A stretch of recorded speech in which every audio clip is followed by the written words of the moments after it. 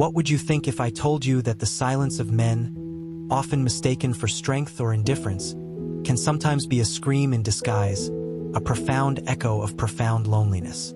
It is a silence born not of contentment, but of a deep-seated fear of vulnerability, a learned stoicism that calcifies the soul and seals off the very avenues of connection it craves. This unseen anguish, often hidden beneath a veneer of composure, resonates in the hollow chambers of the masculine psyche, a testament to the heavy burdens societal expectations often impose.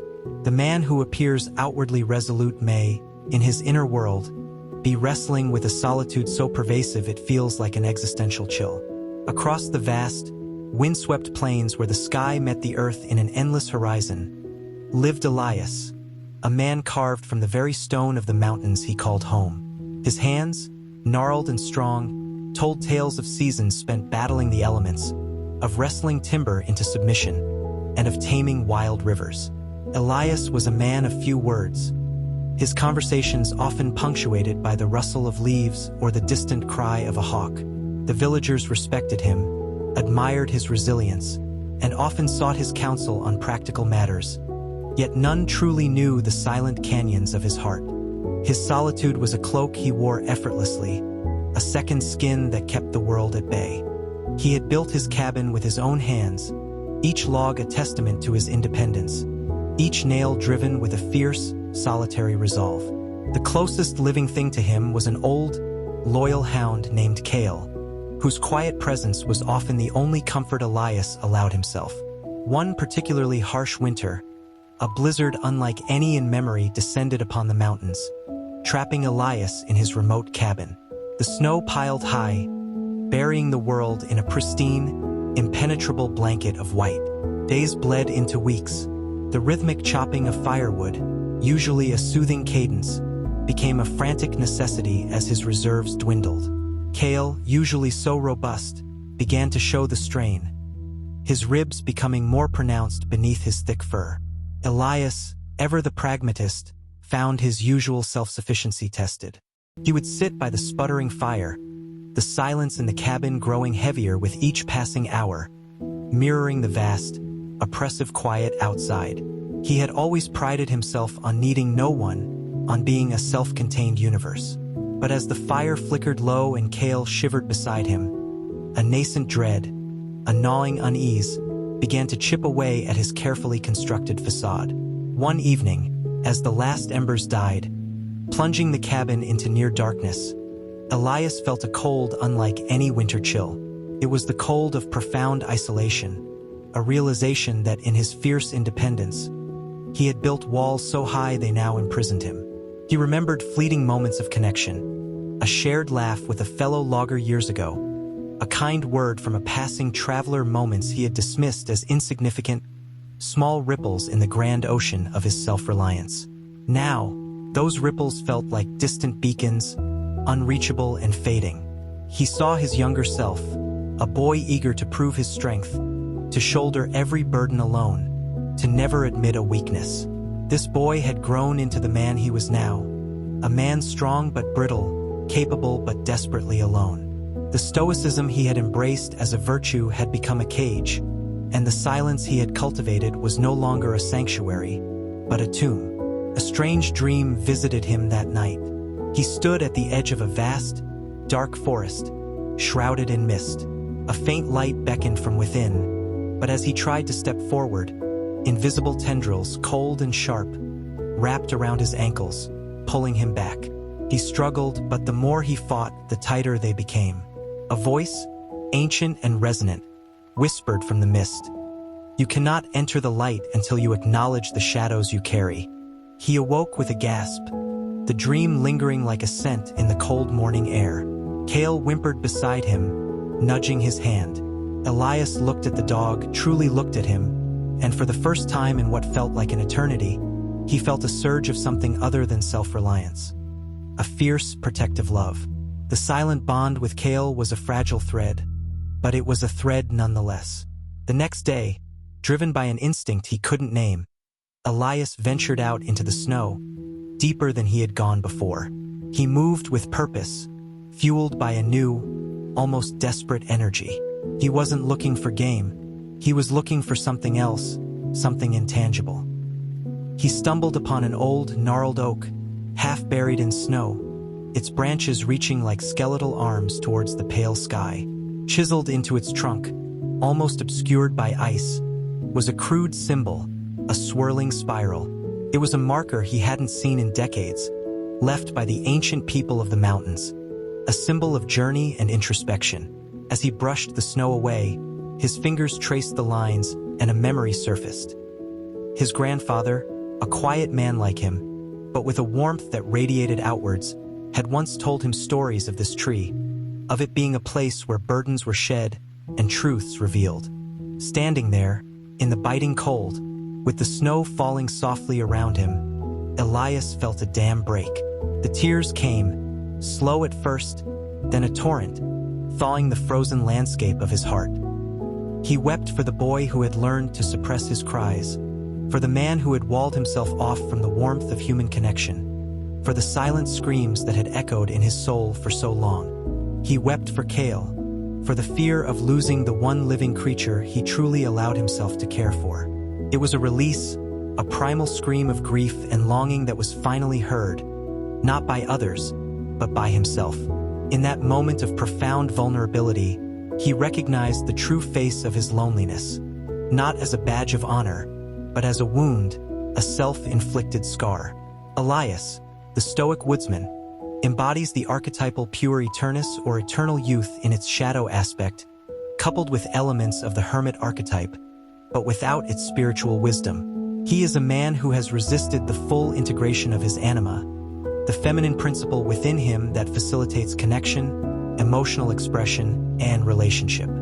His fierce independence, while seemingly a strength, is in fact a defense mechanism, a manifestation of an undeveloped shadow, the parts of himself he has deemed weak or unacceptable, particularly his need for human warmth and vulnerability. His silence is not merely a preference but a shield against perceived emotional threats, an ego projection that casts the world as a place where emotions are liabilities. The profound isolation he experiences is a direct consequence of this inner fragmentation, a scream that only becomes audible when the external world forces an introspection he has long avoided. The theme here is the pathological side of extreme self-reliance and the consequences of unacknowledged emotional needs. This character's journey illustrates how the refusal to engage in shadow work, the difficult process of confronting and integrating suppressed aspects of the self, leads to a profound sense of emptiness. His internal world, though seemingly robust, is starved of genuine connection. To those who find themselves mirroring Elias's silent struggle, know this: the strength you cultivate in solitude is a double-edged sword. While it protects, it also isolates.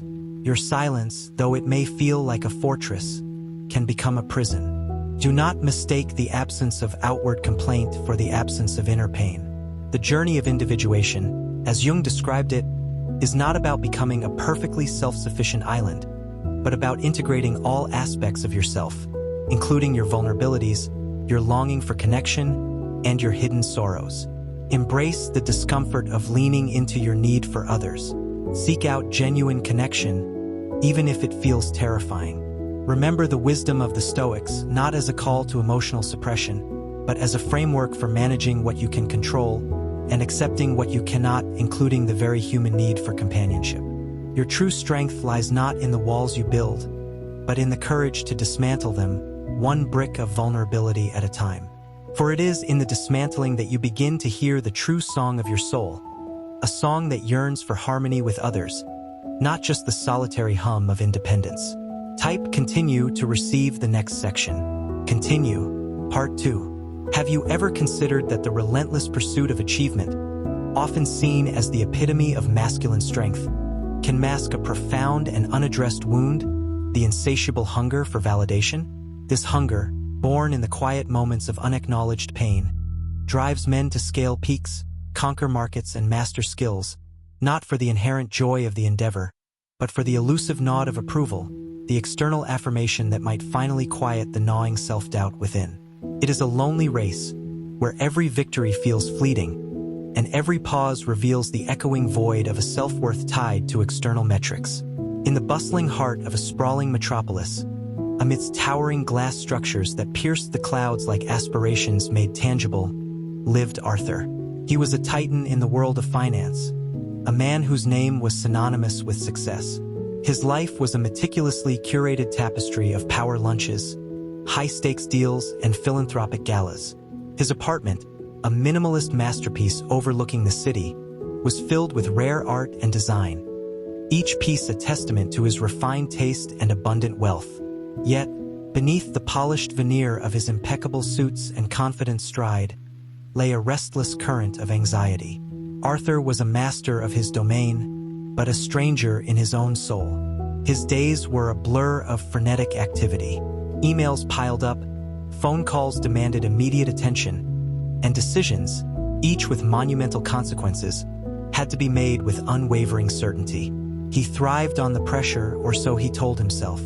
The adrenaline rush of closing a massive deal, the whispered admiration of his peers, the envious glances he sometimes caught, these were the fuel that kept him going. He had built his empire brick by painstaking brick, often sacrificing sleep, relationships, and even his own well-being at the altar of ambition. His drive was relentless, an almost pathological need to be the best, to conquer every challenge, to leave no doubt of his competence.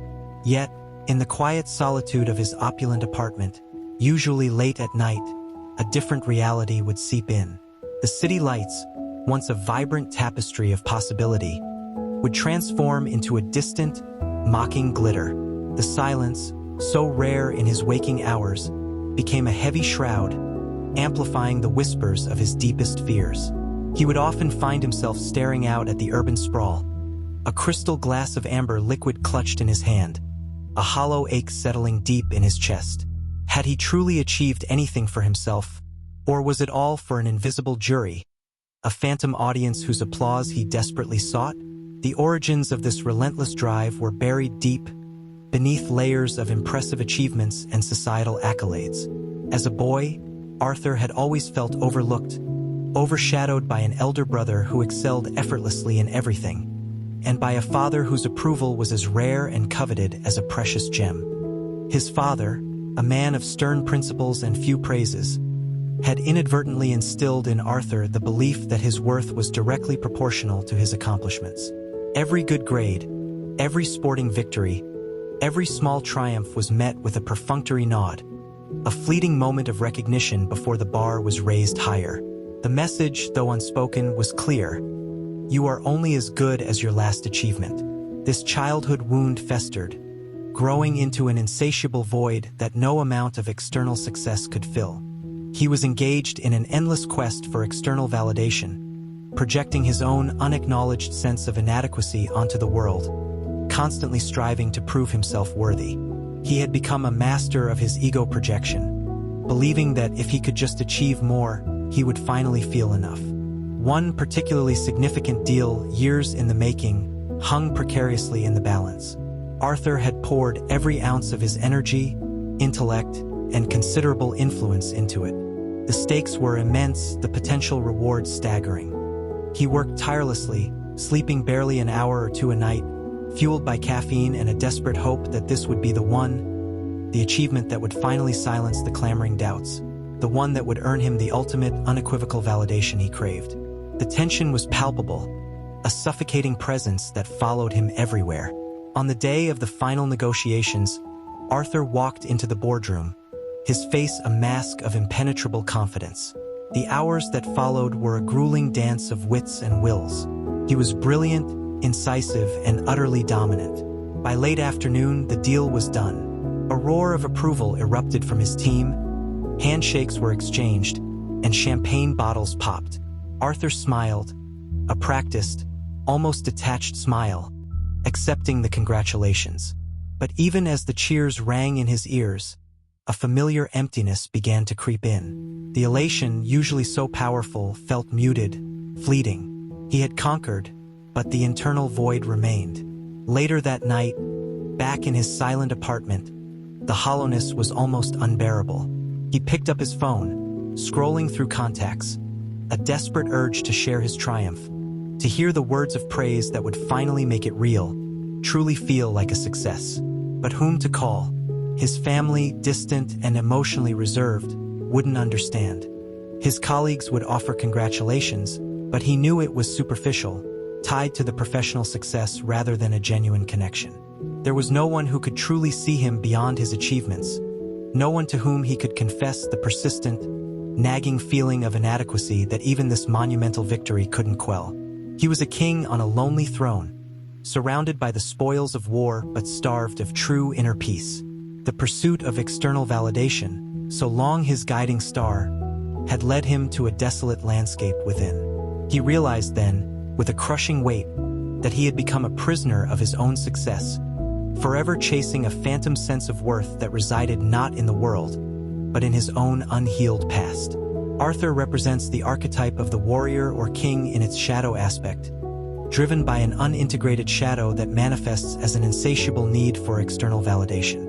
His ceaseless striving is a direct consequence of an arrested development in his sense of self-worth, rooted in childhood trauma where love and acceptance were conditional upon achievement. He embodies the principle of ego projection, constantly seeking external affirmation to compensate for an internal feeling of not being enough. His inability to truly savor his triumph stems from this deep-seated insecurity. The external praise, no matter how grand, can never fill the internal void because the problem isn't a lack of achievement, but a lack of self-acceptance. His loneliness, therefore, isn't just about a lack of companionship, but a profound isolation from his authentic self, a consequence of neglecting his anima, which would guide him towards emotional wholeness and intrinsic value. The overarching theme is the deceptive nature of external validation as a substitute for true self-worth and the psychological cost of living solely for approval. This character's narrative powerfully illustrates how the relentless pursuit of outward success, when driven by a hidden wound, can lead to profound inner emptiness and a perpetual state of striving without satisfaction. Consider this, you who relentlessly chase external accolades. The loudest applause from the outside world can never drown out the quiet whisper of self-doubt from within if you have not first acknowledged it. Your drive, your ambition, your accomplishments, they are magnificent. But are they truly for you? Or are they a desperate plea for a love you fear you don't intrinsically possess? Begin the challenging but liberating work of shadow work, confronting the childhood wounds and limiting beliefs that tether your self-worth to outward performance. Understand that true strength, as articulated by the Stoics, lies not in controlling external outcomes, but in mastering your internal responses and recognizing your inherent value, independent of what you achieve or what others think. Cultivate genuine connections where you can be seen, not for what you do, but for who you are. The peace you seek will not be found at the summit of your next mountain, but in the quiet, compassionate acceptance of yourself, flaws and all. Let your inner voice be the primary source of your affirmation, for it is the only one that truly matters. Type continue to receive the next section. Continue. Part 3. Most men, at some point, confront the quiet agony of suppressed emotions, a legacy of societal conditioning that often equates emotional expression with weakness. This unspoken burden leads to an internal landscape where feelings, denied their rightful voice, fester and manifest as anxiety, anger, or a profound sense of emptiness. It is a silent war waged within, where the desire for genuine connection clashes with the ingrained imperative to remain stoic and unbreakable, ultimately leading to a pervasive sense of alienation from oneself and others. Far from the concrete canyons of urban ambition, in a coastal town where the rhythm of life was dictated by the tides, lived a fisherman named Samuel. His face was weathered by sun and salt, a map of countless voyages across turbulent waters. Samuel was known for his steady hand, his quiet resilience in the face of storms, and his uncanny ability to read the sea. He lived a simple life, anchored by the ancient rituals of fishing, and a small, unassuming cottage filled with the scent of brine and old wood. He was a pillar of his community, often the first to lend a hand in a crisis, his presence a calming force. Yet, beneath the calm surface, a powerful current of unexpressed grief churned, a silent storm that no amount of sea air could dissipate. Years ago, a sudden, brutal squall had claimed his younger brother, David, who had been fishing alongside him. Samuel had done everything he could, battled the raging waves with superhuman strength, but it hadn't been enough. David was gone, swallowed by the unforgiving ocean. The tragedy had ripped through Samuel's world, tearing at the very fabric of his being. But in his grief, he had found himself unable to express the torrent of emotions that threatened to overwhelm him. His father, a man forged in the crucible of Stoicism, had simply said, "Men endure, we do not break." And so Samuel had endured. He had returned to the sea, his hands mechanically pulling nets, his gaze fixed on the horizon, but his heart encased in a thick, icy shell. He had buried his grief so deep that it had become a part of him, an unacknowledged weight that he carried with every breath. The suppressed sorrow manifested in subtle, insidious ways. His once vibrant laughter had faded to a rare, strained chuckle. He avoided conversations about the past, his eyes glazing over if David's name was even mentioned. He found solace only in the solitary act of fishing, the vastness of the ocean mirroring the immensity of his unspoken pain. He pushed away any attempts at intimacy, even from the kind-hearted women in the village who admired his quiet strength. He feared that if he allowed himself to truly feel, the dam would break, and he would be consumed by the flood. His interactions were polite, surface level, devoid of the emotional depth that true connection required. He was physically present, but emotionally absent, a ghost haunting his own life. This rigid emotional control was a clear example of ego projection, where the fear of appearing weak or breaking down led him to project an image of unshakable strength, cutting himself off from the very process of healing. His refusal to engage with his grief was a form of denying his shadow, that part of himself that contained his sorrow, fear, and vulnerability. One calm autumn morning, as Samuel cast his nets near the treacherous jagged rocks known locally as the mourner's teeth, his boat suddenly lurched violently. A rogue wave, seemingly appearing from nowhere, crashed over the bow, swamping the engine and sending his tools flying. He fought to regain control, his experienced hands working instinctively, but the current was unusually strong, pulling him inexorably towards the jagged rocks. Panic, cold and sharp, pierced through his usual composure. He saw, in a flash, David's face, smiling, then distorted by the same merciless waves. The memory, usually a distant echo, was now shockingly vivid, overwhelming him with a wave of helplessness and profound grief. As the boat drifted closer to the rocks, the engine sputtering uselessly, Samuel knew his time was running out. He closed his eyes, not in resignation, but in a sudden, desperate urge to confront the pain he had so meticulously avoided. In that moment of intense peril, facing the very element that had taken his brother, a surge of raw, unadulterated emotion broke through the ice around his heart. He didn't just remember David, he felt David. He felt the aching void of his absence, the injustice of his death, the immense, unbearable sorrow he had denied for so long. He cried out, a guttural sound torn from the depths of his soul, a primal lament that echoed over the waves. It was not a cry of fear for his own life, but a howl of grief for a love lost and a sorrow unmourned. Just as the boat was about to splinter against the rocks, a small, battered fishing vessel, captained by a young man named Finn whom Samuel had once mentored, appeared through the mist. Finn, guided by an intuition he couldn't explain, had been drawn to the area. He saw Samuel, not the unshakable fisherman he knew, but a man broken by grief, tears streaming down his face. Without a word, Finn expertly maneuvered his boat, threw Samuel a line, and slowly, painstakingly, pulled him to safety. On the journey back to shore, Samuel, for the first time in years, spoke of David, not with stoic resignation, but with a raw, honest ache. He spoke of his brother's laughter, his dreams, the shared moments they would never have again. Finn listened, not with pity, but with a quiet, compassionate understanding. In that shared vulnerability, a profound connection, one Samuel had long denied himself, began to blossom.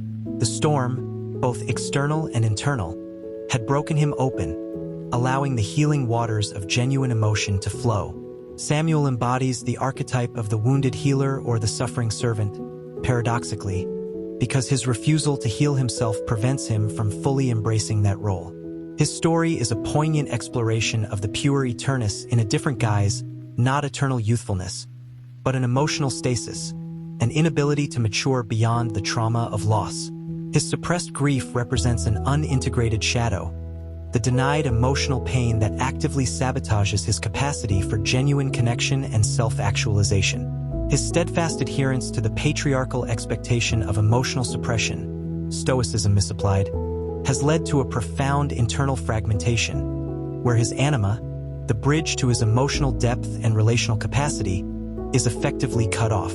The quiet screams of his unexpressed emotions are a testament to the corrosive power of unaddressed trauma on one's modern self-worth, as he subconsciously believes his value is tied to his ability to suppress pain rather than process it.